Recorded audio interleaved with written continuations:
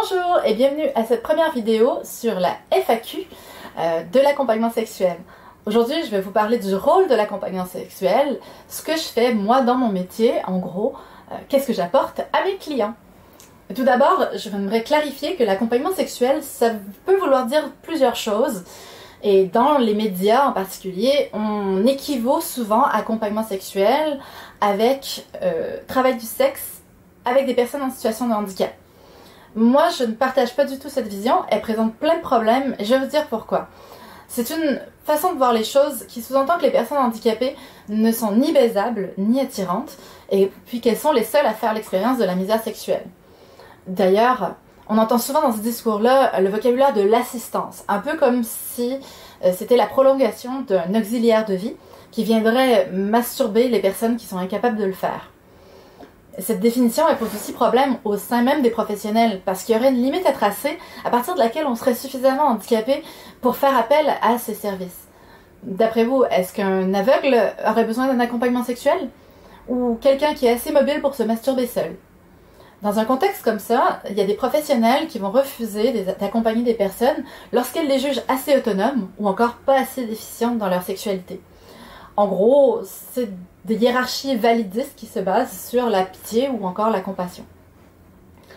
Enfin, c'est aussi une définition qui me pose problème parce qu'elle implique de la putarchie, c'est-à-dire une espèce de hiérarchie entre différents types de travail du sexe avec des formes qui seraient nobles, humanistes, thérapeutiques, aseptisées, et de l'autre côté, des formes d'exploitation, des pauvres femmes trafiquées dans des réseaux de proxénétisme.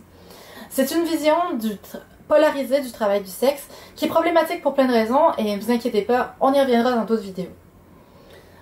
Donc pour ma part, c'est pas comme ça que je conçois mon accompagnement sexuel. Je considère que c'est complètement indépendant du handicap. J'ai une démarche d'accompagnement auprès de nombreux clients qui sont valides. Et c'est pour ça que j'aime beaucoup la définition qui est fournie dans le code de pratique de l'APAS, l'Association pour la promotion de l'accompagnement sexuel. Justement parce qu'elle ne parle pas a priori de handicap. L'accompagnement, ce serait amener la personne accompagnée à se reconnecter à sa corporalité, à sa charnalité, à se réapproprier son corps, à se réincarner, à retrouver de l'estime de soi et de la confiance en soi, et donc davantage d'autonomie.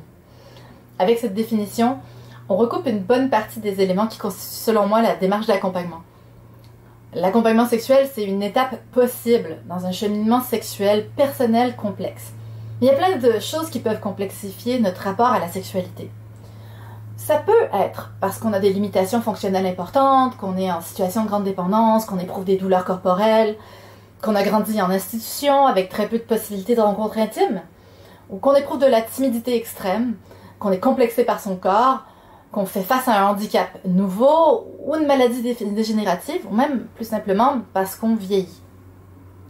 Ça peut aussi être parce qu'on est extrêmement anxieux, qu'on avance dans l'âge adulte sans avoir eu d'expérience sexuelle, qu'on a des difficultés érectiles, de l'éjaculation précoce ou une autre dysfonction d'ordre sexuel, ou encore le fait qu'on a eu des premières expériences difficiles avec la sexualité, des traumatismes, ou encore d'avoir été victime de violences conjugales et sexuelles, et puis qu'on a besoin d'un espace sûr et bienveillant pour expérimenter avec sa propre sexualité.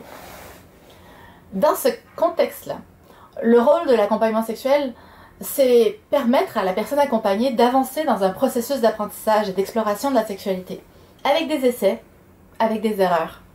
C'est un espace de recherche, de découverte, d'acquisition d'expérience, et puis c'est une cartographie de son propre corps pour apprivoiser les sensations et puis les possibilités.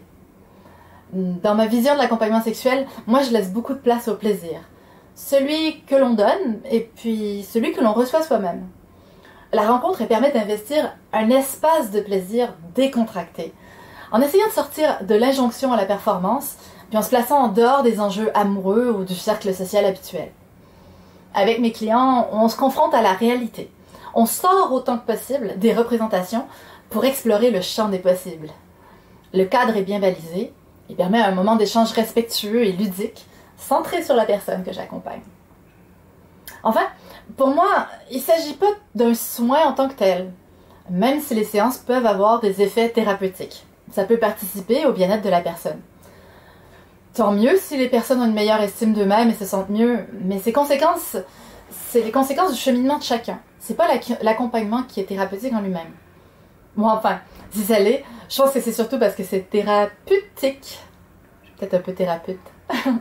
Allez, à une prochaine question pour la FAQ de l'accompagnement sexuel.